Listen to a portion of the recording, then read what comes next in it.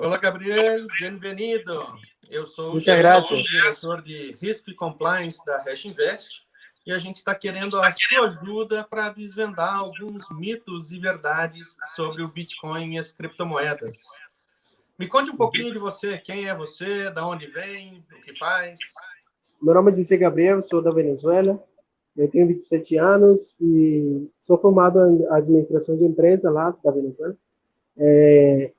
Eu estou com 4 anos aqui no Brasil e trabalho na área de idiomas. Eu dou aulas de espanhol e inglês. E é isso que estou fazendo agora. Bom, a Venezuela é um tanto polêmica, vamos dizer assim. E quem está de fora fica muito com os olhos da imprensa, tanto da imprensa do que o país permite que se transmita para fora, quanto o viés de quem está transmitindo aqui. Então é muito difícil alguém de fora formar uma opinião concreta ou pelo menos fundamentada sobre o que se passa efetivamente na Venezuela. Você pode contar para a gente um pouquinho como que é a vida na Venezuela, como que isso evoluiu e, principalmente, por que você saiu da Venezuela? Então, isso daí é uma longa história, né? Porque realmente a raiz do mal, do que aconteceu lá na Venezuela, vem dos anos 80 por aí. Dos anos 90, que era uma época de uma economia muito boa, né? Só que era uma bolha que estava se enchendo, né? E quando ela explodiu, foi que aconteceu a Revolução Bolivariana, que é a época que a gente está vivendo agora, a partir de 1999, que chegou Hugo Chávez no poder. Daí para cá, a economia foi assim meio que flutuante. Ela estava bem, né, até 2006 por aí, 2005. Daí para frente começou a cair por causa das decisões econômicas que foram sendo tomadas, as expropriações, esse tipo de coisas. E a gente chegou ao ponto de que começamos a depender muito do petróleo e com a queda dos preços do petróleo em 2013, cai totalmente a economia, porque a economia estava sostenida só pelo petróleo, pelo petróleo mesmo. Então, se não tem dinheiro do petróleo, não tem dólares chegando lá, o governo vai seguir imprimindo e quando imprime, acontece a hiperinflação. Então, vamos pegar um primeiro recorte. Aconteceu na Venezuela, em termos práticos, um período de forte impressão de dinheiro e isso ocasionou uma hiperinflação. Então, hoje a gente escuta muito o Brasil está imprimindo, os Estados Unidos imprimindo como nunca por causa da pandemia, enfim. Um dos impactos que a gente pode esperar é uma forte onda inflacionária. Exatamente, isso mesmo. E aí, nesse cenário, a gente vê o Bitcoin, principalmente, mas o Bitcoin e as criptomoedas florescendo, né? É uma tecnologia nova, mais jovem do que a Revolução Bolivariana, mas que nos últimos anos tem crescido muito. E pelo que a gente escuta, na Venezuela, o pessoal tem utilizado muito. Inclusive, a Venezuela chegou a fazer uma criptomoeda estatal, né? O Petro. E muita gente fala agora que os Estados Unidos está estudando fazer uma moeda estatal, uma criptomoeda estatal, fala-se no Brasil, a China fez, mas enfim, que isso vai acabar com as criptomoedas. O que aconteceu com o Petro na Venezuela? Acabou com o Bitcoin, com as outras criptomoedas na Venezuela? Realmente, eu não acho o Petro nem criptomoeda, sabe? Porque uma criptomoeda é descentralizada, uma criptomoeda são um conjunto de algoritmos, né, interconectados. Isso daí não é o cripto. O cripto é simplesmente uma moeda criada pelo governo, como qualquer outra. Uma moeda virtual, nesse caso. Né? Ou seja, usa a tecnologia das criptos, mas não tem a essência que o Bitcoin tem de ser descentralizado. Isso. Ela pode ser virtual, mas não é descentralizada. O governo administra ela. E ela teve algum impacto na adoção do Bitcoin? O Bitcoin parou de ser utilizado na Venezuela desde que surgiu o Petro? Não, para nada. É proibido utilizar Bitcoin lá na Venezuela. Mas as pessoas conseguem fazer isso por meio de páginas, alguns aplicativos, alguma coisa. Também porque a gente pode mudar o VPN, né? E muitas pessoas conseguem utilizar o VPN de outro país, né? E faz o que quiser, compra Bitcoin, tem uma conta, principalmente na Binance. Binance está se usando muito lá na Venezuela. Mas eu queria entender o porquê que utilizam. Se é proibido, o que faz as pessoas quererem o Bitcoin na Venezuela? Para que ele Porque, serve? porque o Bitcoin é um bom absorvedor de inflação. É um meio muito prático das pessoas absorver inflação. Se você ganha um dinheiro agora e você não gasta ele na hora, você perde o valor dele. Porque lá na Venezuela é assim. Você pode demorar uma hora e seu dinheiro perde valor. Então, o Bitcoin é uma forma de segurar, de assegurar o seu dinheiro. Ou Ele seja, o absorve a Bitcoin inflação. ele é realmente útil para se proteger em cenários hiperinflacionários, Isso, mesmo com toda a volatilidade que ele tem. claro. Esse aqui é o detalhe, a volatilidade dele. Que a pessoa tem que se arriscar, né? Mas mesmo assim existem outras alternativas que não são tão voláteis, como o ECD, Coin, tem várias assim que são As stablecoins. ah? As stablecoins são as moedas Então, pareadas com moedas fiduciárias e as maiores são lastreadas, inclusive, tem em a dólar americano. Utilizam Tether, muito stablecoin? eu nunca usei, mas eu estou pensando em utilizar porque são muito estáveis, são muito E, boas. e as pessoas, então, já ficou claro, dois mitos, vamos dizer assim, foram desvendados. O primeiro, que uma criptomoeda estatal não mata o Bitcoin, Jamais. certo? Não, nunca. O segundo, que em cenários extremos, hiperinflacionários, o Bitcoin é, de fato, uma boa proteção. Claro. E qual que é a relação de poder utilizar o Bitcoin? Você falou que é proibido. Eu entendo que na Venezuela, e pelo menos do que a gente consegue entender do sistema econômico adotado na Venezuela, liberdade não é algo assim trivial. Às vezes no Brasil a gente reclama, mas está reclamando de barriga cheia. Como que essa liberdade financeira ou essa autonomia que você pode ter com Bitcoin ou outras criptomoedas, como o dólar Tether, as stablecoins, influencia em termos de sociedade, do ponto de vista efetivamente de liberdade? Então, lá na Venezuela, você tem que passar por um processo para conseguir as coisas. Aqui no Brasil, você vai no supermercado e compra comida normalmente. Na Venezuela, você tem que ir para alguém que tenha essa comida que você está precisando. Se essa pessoa não tem, você tem que acudir para outra pessoa e talvez você tenha que passar por guardas civis ou militares que você vai ter que pagar para eles te dar acesso a essa comida. Existe muita corrupção e a corrupção é sistemática. Então, o sistema lá funciona de um jeito muito diferente de qualquer outro país do mundo. É porque quando o governo interfere dentro da economia, ele destrói os canais de, de intercâmbio comercial e essas coisas. Então, cria tudo como mais estandarizado na questão governamental. Você tem que acudir a mim, que eu vou te dar tudo o que tu precisar. Não é minha empresa privada, não é serviço privado, não. Tudo é público. Então você tem que ir como tudo é público, cada de um tamanho muito gigante, é difícil você gestionar tudo isso corretamente. E vai existir muita corrupção, muitas pessoas se aproveitando, porque eu tenho a mercadoria, eu sou governo, eu faço parte do Estado, então eu vou te dar o preço que eu quiser, porque eu sou um monopólio. Eu vou te dar o preço que eu quiser e eu vou te dar o serviço como eu quiser te dar. E tudo é ruim. Nada funciona assim.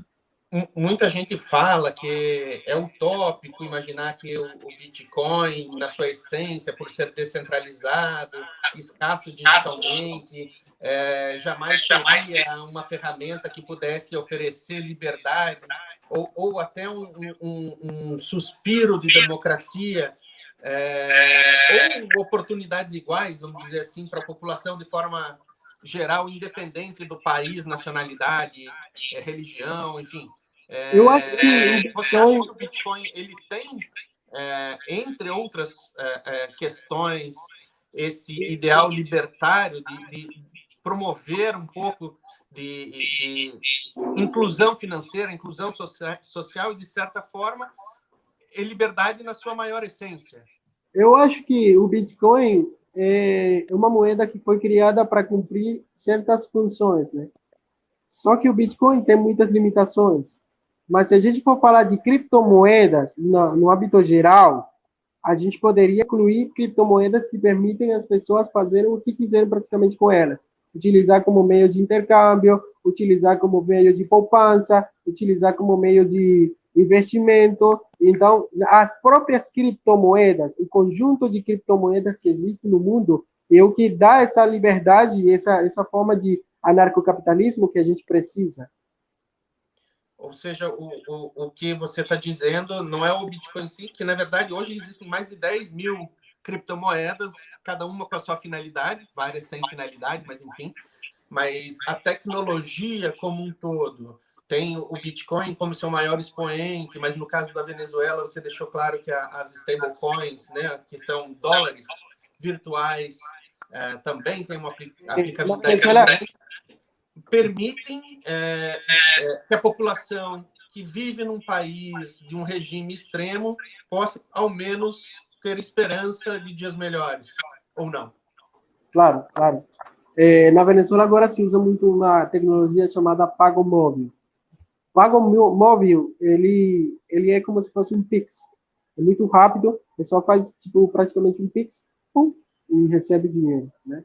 Essa é uma alternativa para evitar imprimir, para evitar utilizar dinheiro físico, porque o dinheiro físico lá é muito difícil conseguir, porque para você atingir $1, você vai ter que juntar muito dinheiro, muito dinheiro para chegar num $1. Não você vai ver não é realmente responsável, tem que cortar muita árvore para imprimir muito papel. Isso, são pacotes grandes de dinheiro. Para você atingir, são $1, $10. Então, o seu salário, nossa, o seu salário você pode encher uma caixa de dinheiro, uma caixa grande. Então, as pessoas estão utilizando meios digitais para isso. Entre eles, o Pago Móvel, que eu falei para você, e as criptomoedas. Como é que é o acesso à internet na Venezuela? As pessoas conseguem utilizar criptomoedas em larga escala no seu dia a dia, vamos dizer assim, ou ainda é muito restrito? Não, tem muitas pessoas que estão utilizando bastante. Só que, assim, também o negócio é ter a tecnologia e ter a internet. A internet de lá é muito ruim. A gente está praticamente no 3G. E quem tem um celular inteligente, um smartphone, é uma pessoa que tem dinheiro. Então, nem todo mundo tem acesso às criptomoedas e à tecnologia virtual, assim, tão fácil. Então, somente são pessoas que realmente sabem, que realmente têm dinheiro para comprar, adquirir essa tecnologia para poder utilizar os meios virtuais, entendeu? O povo comum, uma pessoa que ganha salário mínimo, nunca vai conseguir comprar um celular inteligente, ou nunca vai conseguir ter até mesmo um plano de internet bom.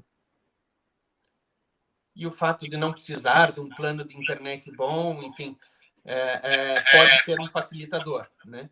Mas muitos venezuelanos, como você, saíram da Venezuela, né? Foram para diversos países, né? Muitos no Brasil, foram para os Estados Unidos, enfim, para a Europa. Para você ter uma ideia, não tem bancos virtuais lá, como aqui no Brasil. Aqueles bancos como Nubank, essas coisas, não tem lá. Mas como é que funciona, por exemplo, você tem familiares ainda na Venezuela ou tua família toda já saiu de lá? Sim, eu tenho meus tios, eu tenho meus primos lá, mas minha mãe e meus irmãos estão aqui. Meu pai faleceu quando eu tinha 13 anos, mas minha mãe e meus irmãos estão aqui comigo. E se você quiser mandar dinheiro para um tio teu lá na Venezuela, como é que faz? Aí eu teria que mandar dinheiro para o meu irmão, que mora perto da fronteira. Ele mora em Boa Vista, perto da fronteira com a Venezuela. E lá tem umas pessoas que têm contas lá na Venezuela. Então, meu irmão entrega o dinheiro em reais para essa pessoa e essa pessoa faz uma transferência da conta dela que tem lá na Venezuela para a conta do meu tio, meu primo que estiver lá na Venezuela. E você ainda não experimentou mandar dinheiro direto por stablecoin ou Ainda não. Bitcoin? Ainda não experimentei fazer isso. Até porque eu invisto somente em bitcoins flutuantes. Bitcoin não, criptomoedas flutuantes, assim, voláteis. Mas aqui você está falando na tua especulação, mas estou falando se você quiser mandar dinheiro Não, para a até agora, família lá. até agora não testei essa alternativa. Até porque eu somente estou mandando dinheiro para minha mãe, que está perto da fronteira com a Venezuela, né? E esses dias, então, ela vai voltar esses dias para lá, para a Venezuela, e mesmo assim eu mando sempre dinheiro para o meu irmão, e meu irmão que entrega o dinheiro para essa pessoa fazer a transferência bancária, e a pessoa que tem um banco lá na Venezuela. Entendi. Você tem já uma forma de fazer. As pessoas acham, né, os seus meios, mas Sim. você acha que o Bitcoin e as criptomoedas, os stablecoins, talvez principalmente, já estão sendo utilizados por venezuelanos fora do país para mandar dinheiro para lá? Sim, tá, estão sendo muito utilizados. Só que eu não estou usando porque o meu caminho é esse mesmo. Porque eu utilizo essa forma de mandar dinheiro desde que eu cheguei aqui no Brasil, e como eu nunca tive criptomoeda nem nada, eu sempre fiz assim, né? Mas pessoas que vivem, por exemplo, nos Estados Unidos, essas pessoas não têm pessoas morando lá nos Estados Unidos que têm contas lá na Venezuela, porque até porque nos Estados Unidos nem faz fronteira com a Venezuela, entrar nos Estados Unidos é muito difícil. Então, eles sim utilizam formas de envio de dinheiro diferentes, como por exemplo, as criptomoedas. E você tem um canal no YouTube, não sei em quais redes Sim, sociais, que chama Venezuela Livre. Liberdade Venezuela. Quer contar um pouquinho qual que é a tua relação sentimental com a Venezuela? Você tem planos de voltar para a Venezuela? Não tem? Por quê? No momento, eu não estou pensando em voltar para a Venezuela. Não passa pela minha mente voltar para a Venezuela. Já me adaptei aqui no Brasil, né? Eu sinto que esse aqui é meu lar, né? Já não sinto tanta vontade. Antigamente senti muito desejo de voltar para a Venezuela, ficar lá e tal. Mas eu sei que não é a mesma coisa já, porque todos os meus amigos foram embora de lá, e a maioria dos meus familiares, que são meus irmãos, né? Minha mãe está aqui, né? E tenho bastante primos, tenho tios que moram aqui no Brasil também. E, claro, ainda tem pessoas lá, tem bastante. Tem meus avós lá ainda, são familiares, né? Mas se eu for lá na Venezuela, é somente para dar um passeio lá, para visitar meus familiares que moram lá e voltava para cá. E o que motivou, então, fazer um canal Venezuela Livre? É porque eu ficava com raiva de muitas pessoas falando coisas da Venezuela sem saber realmente o que acontece, sem saber qual é a raiz do problema, esse tipo de coisa. E aí eu comecei a fazer esses vídeos. Primeiro eu comecei pelo TikTok, né? Questionando muitas pessoas que têm opiniões sobre a Venezuela sem saber nada de lá. Simplesmente opinam desde o ponto de vista ideológico. E eu comecei a dar O respostas. mesmo que acontece com o Bitcoin e as criptomoedas. Isso, igualmente. Igualzinho. E daí começou um pouco a popularidade, essas coisas, né? E fiz o canal no YouTube e aí tô. Legal. Tem mais alguma coisa que você queria compartilhar com a gente? Bom, como você me perguntou sobre o Petro eu não considero uma criptomoeda. Ele pode ter tecnologia de cripto, né? Talvez, eu não tenho certeza muito disso. Mas, como é muito centralizado, administrado pelo governo, e o governo é quem emite ele, eu digo que não é uma criptomoeda. É do ponto de vista tecnológico, não é do ponto de vista ideológico, vamos dizer assim. Mas isso A segue raiz, as moedas estatais que estão sendo estudadas em bancos centrais em todo o mundo. isso.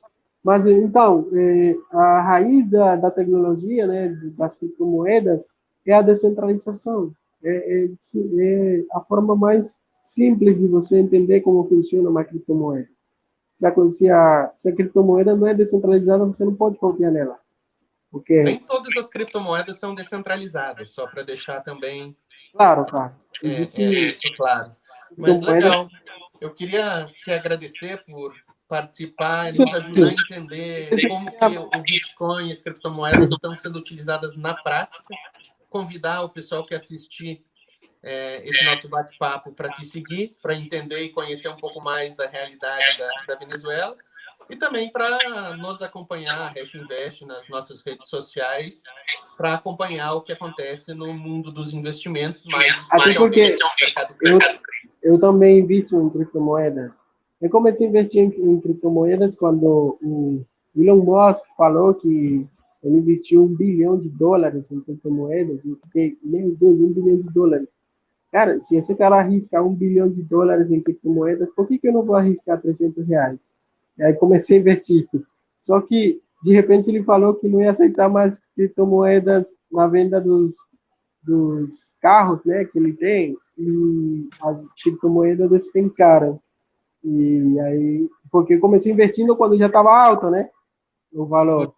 Por isso você tem que ter cuidado. É um mercado volátil e não pode colocar um dinheiro que você esteja precisando dele tão cedo. Mas tem uma tendência, de forma geral, de valorização no longo prazo. Vai ter solavanco, vai subir e vai cair. Mas se você puder segurar por alguns anos, a probabilidade de você ganhar dinheiro é muito maior do que de você perder. Uhum.